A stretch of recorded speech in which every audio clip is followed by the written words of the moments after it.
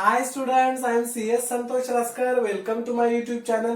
आज आपण 12th अकाउंटन्सीचा जो सेकंड चॅप्टर आहे, accounts of not for profit concern, त्या चॅप्टर मधील प्रॅक्टिकल प्रॉब्लेम नंबर 8 पाहणार आहोत. कोणताही प्रॉब्लेम आपण अकाउंटमध्ये सोडवायला सुरुवात केली की सगळ्यात पहिल्यांदा काय करायचं असतं, तर तो प्रॉब्लेम डिटेलमध्ये रीड करून घ्यायचा असतो.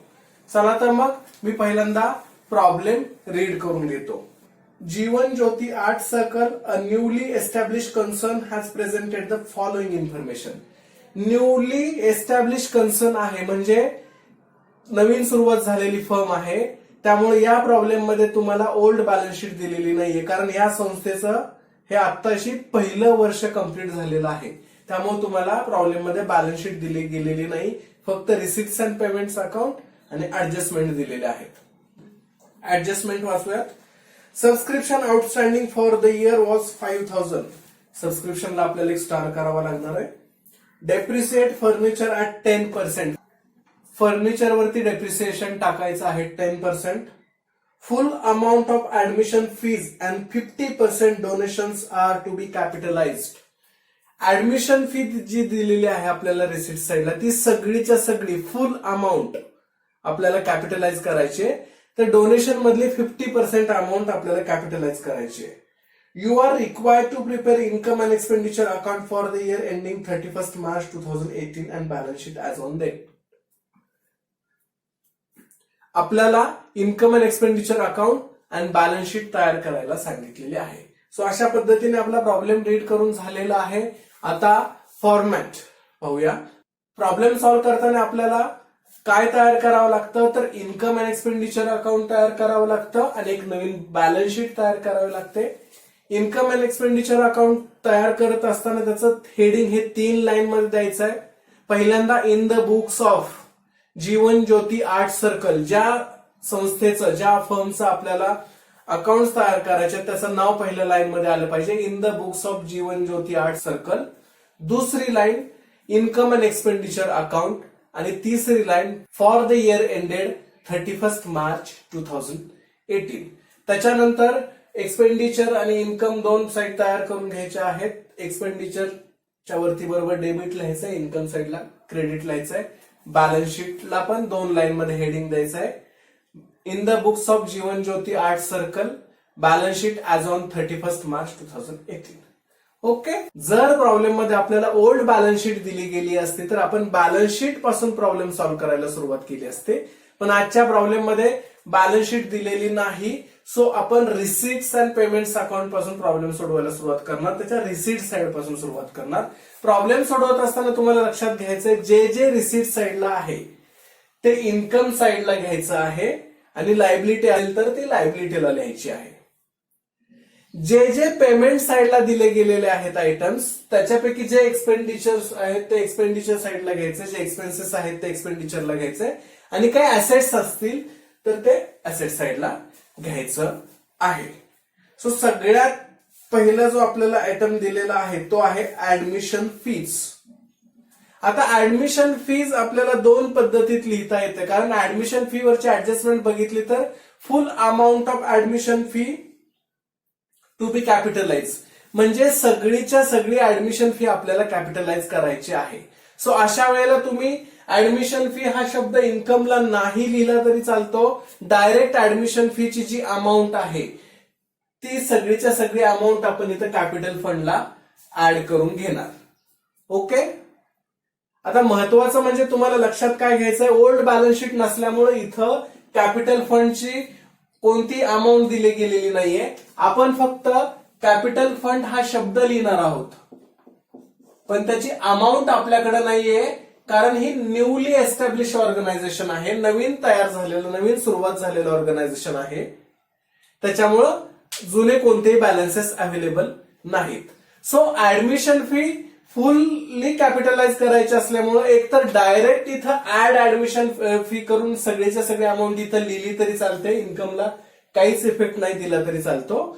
किंवा दुसरी पद्धत म्हणजे इन्कम साइडला अगोदर बाय ऍडमिशन फी लिहून घ्यायचं, तिथून लेस कॅपिटलाइज म्हणून सगळीच्या सगळी अमाऊंट कॅपिटलाइज करायची. आउटर कॉलमला 0 आले पाहिजेत. आणि मग जेवढी अमाऊंट कॅपिटलाइज केलेली आहे ती सगळी इथं ऍड करायची. दोन्ही पद्धतीत तुम्ही ही ऍडजस्टमेंट सॉल्व्ह करू शकता आणि दोन्ही पद्धती अगदी बरोबर आहेत. सो मी अगोदर इथं लिहून घेणार आहे बाय ऍडमिशन फीस 22,000. त्याच्यानंतर दुसरा आयटम आहे सबस्क्रिप्शन्स. सबस्क्रिप्शन वरती ऍडजस्टमेंट असल्यामुळं मी सबस्क्रिप्शनही लिहून घेणार आहे इथं बाय सबस्क्रिप्शन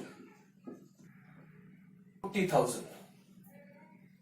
अमाऊंट आहे 40,000. नेक्स्ट आयटम आहे डोनेशन्स. डोनेशन्स हे जनरल डोनेशन्स आहे. तुम्ही म्हणाल जनरल डोनेशन्स हे कसं समजलं, तर नुसतं डोनेशन आलं किंवा डोनेशन ब्रॅकेटमध्ये रेव्हेन्यू आलं तर ते जनरल डोनेशन्स असतात. म्हणजे जनरल डोनेशन असल्यामुळे मी इन्कम साइडला लिहिलेलं आहे 18,000 रुपये. त्याच्यावरही ऍडजस्टमेंट असल्यामुळे अमाऊंट इनर कॉलमला गेलेली आहे. बघा रिसीट साइडला जे जे दिलेलं होतं ते सगळं इन्कमला लिहिलेलं आहे. रिसीट साइड आपली कंप्लीट झालेली आहे. आता पेमेंट साइड पाहूया. पेमेंट साइडला पहिलंच आयटम आहे फर्निचर. आता फर्निचर हे ऍसेट आहे त्यामुळे एक्सपेंडिचरला न घेता मी ते लिहिणार ऍसेट साइडला फर्निचर. अमाऊंट आहे 12,000 रुपये. त्याच्यावर डेप्रिसिएशनची ऍडजस्टमेंट असल्यामुळं अमाऊंट इनर कॉलमला लिहितोय. दुसरा आयटम आहे स्टेशनरी. स्टेशनरी हा आपला एक्सपेन्सेस असतो म्हणून मी एक्सपेंडिचरला लिहिणार 2 स्टेशनरी. अमाऊंट आहे 4,000. नेक्स्ट आयटम आहे आपला ऑफिस रेंट. ऑफिस रेंट हा सुद्धा एक्सपेन्सेस आहे त्याच्यामुळे मी परत तो एक्सपेंडिचर साइडला घेणार 2 ऑफिस रेंट 2,600.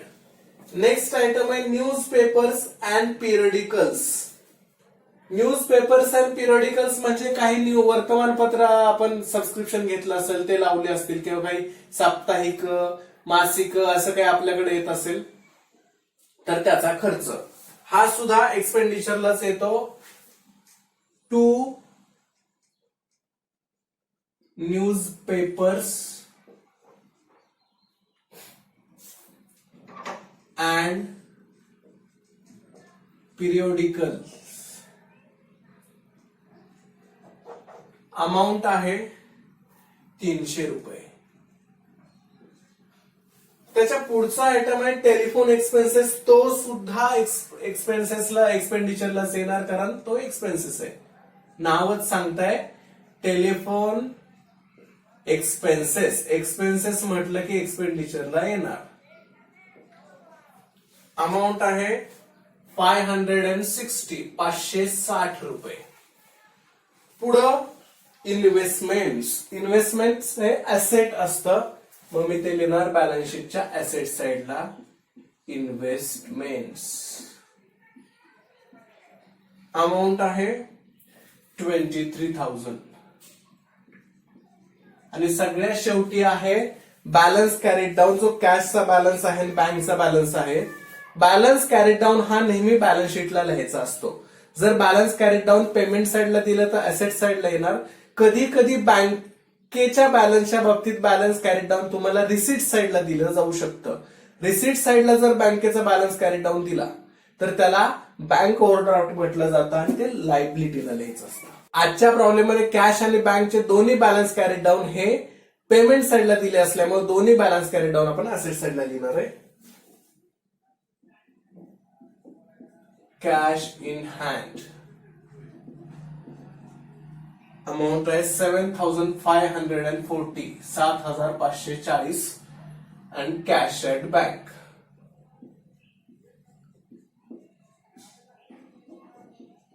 अमाऊंट आहे 30,000 30,000 रुपये.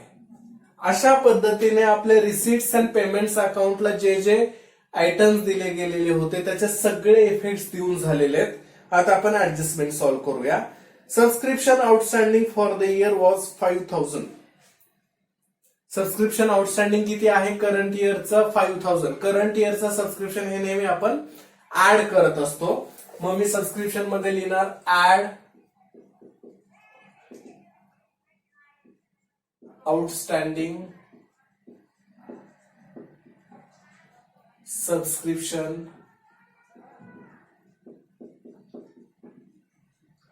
और current year.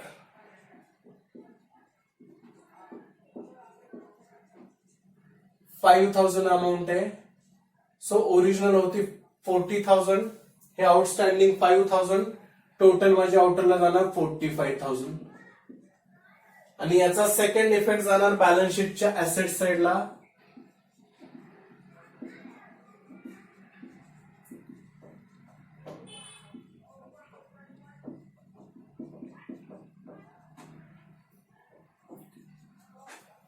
Outstanding सबस्क्रिप्शनचा second effect आपण बॅलन्स शीटच्या ऍसेट साइडला दिलेला आहे. सेकंड ऍडजस्टमेंट आहे depreciate furniture at 10% per annum. Furniture आपल्याला पेमेंट साइडला दिलं गेलं होतं, म्हणजे फर्निचर आपण ड्युरिंग द इयर परचेस केलेलं आहे. ओपनिंग बॅलन्स नव्हता, ओल्ड बॅलन्स शीट दिलेली नव्हती. पेमेंट साइडला ज्यावेळेस तुम्हाला एखादं ऍसेट दिलं जातं म्हणजे ते ड्युरिंग द इयर तुम्ही परचेस केलेलं असतं. पण किती तारखेला परचेस केलेलं आहे ही तारीख दिलेली नसल्यामुळं आपण फर्निचरवरती पूर्ण वर्षभराचं डेप्रिसिएशन कॅल्क्युलेट करणार आहोत.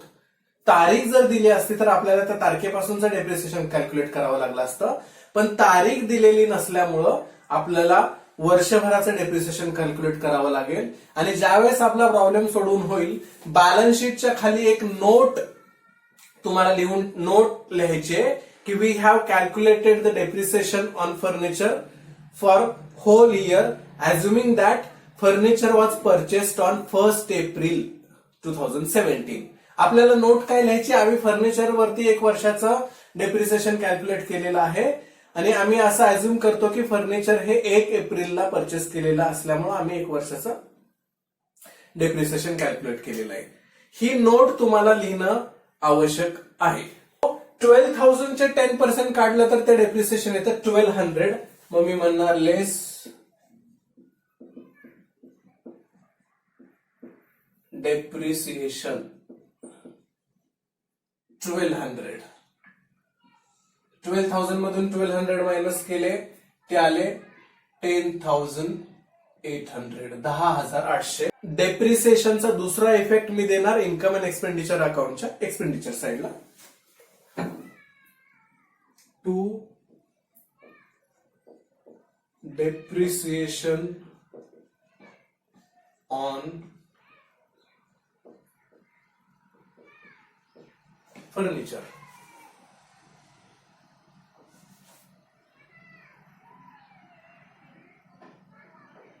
अमाउंट आहे 1200. Next adjustment full amount of admission fees and 50% donations to be capitalise. Admission फीची सगळीचे सगळे अमाऊंट कॅपिटलाइज करायचे आणि 50% डोनेशन कॅपिटलाइज करायचे. कॅपिटलाइज करायचं म्हणजे काय? जो इन्कम तुम्ही इन्कम साइडला लिहिलेला आहे तिथून तो कमी करायचा आणि बॅलन्स शीटच्या लायबिलिटी साइडमध्ये कॅपिटल फंड मध्ये ऍड करायचा. त्याला कॅपिटलाइज करणं म्हणतात. नॉट फॉर प्रॉफिटच्या प्रॉब्लेम मध्ये कंपल्सरी एक तरी ऍडजस्टमेंट कॅपिटलायझेशन वरती असते. सो ऍडमिशन फीज आपल्याला फुल अमाऊंट कॅपिटलाइज करायचे म्हणून मी म्हणणार लेस कॅपिटलाइज्ड. सगळीच्या सगळे अमाऊंट आपल्याला कॅपिटलाइज करायचे असल्यामुळे मी तिथं लिहिणार 22,000 रुपये आणि बाहेर येणार 0. आता दुसरा इफेक्ट आपल्याला ऍडमिशन फीचा द्यायचा आहे कॅपिटल फंडला. पण कॅपिटल फंडला काही ओरिजिनल अमाऊंट दिली गेली नसल्यामुळे ऍड म्हणायचं नाहीये, तिथं फक्त ऍडमिशन फी म्हणायचं आहे.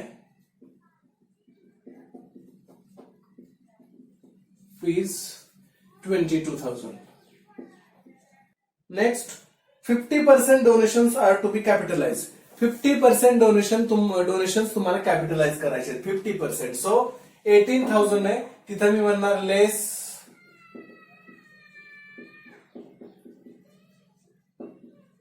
कॅपिटलाइज 18,000च्या 50% काढायचे म्हटलं तर 50% म्हणजे अर्धे, 18,000चे अर्धे होतात 9. सो 9,000 आपल्याला कॅपिटलाइज करायचे. 18,000 मधून 9 गेले, बरोबर 9,000 आउटरला आले. आणि इथं आता मी म्हणणार ऍड डोनेशन्स 9,000. अजूनही आपल्याला ही टोटल इनर कॉलमलाच घ्यायची आहे, कारण सरप्लस डेफिसिट जे काही निघणार आहे ते आपल्याला इथे इन्क्लूड करावं लागतं. ओके, सो अशा पद्धतीने आपले सगळेचे सगळे ऍडजस्टमेंट सॉल्व्ह करून झालेले आहेत. सो आपण सगळ्या आयटमचं पोस्टिंग केलेलं आहे, सगळ्या ऍडजस्टमेंटचं पोस्टिंग करून झालेलं आहे. आता आपण प्रॉब्लेम टॅली करणार आहोत. पहिल्यांदा income and expenditure account tally करायचा आणि नंतर बॅलन्स शीट टॅली करायची. So me income and expenditure account बघितलं तर इन्कम साइड माझी मोठी येते. सो तिकडची टोटल मी अगोदर खाली लिहून घेणार. 45,000 प्लस 9,000 54,000. टोटल करत असताना एक गोष्ट लक्षात ठेवायची, खाली नेहमी तुम्हाला 2 लाईन द्यायचे आणि वरती तुम्हाला 1 लाईन द्यायचे. तीच टोटल आपण डेबिट साइडला लिहिणार 54,000.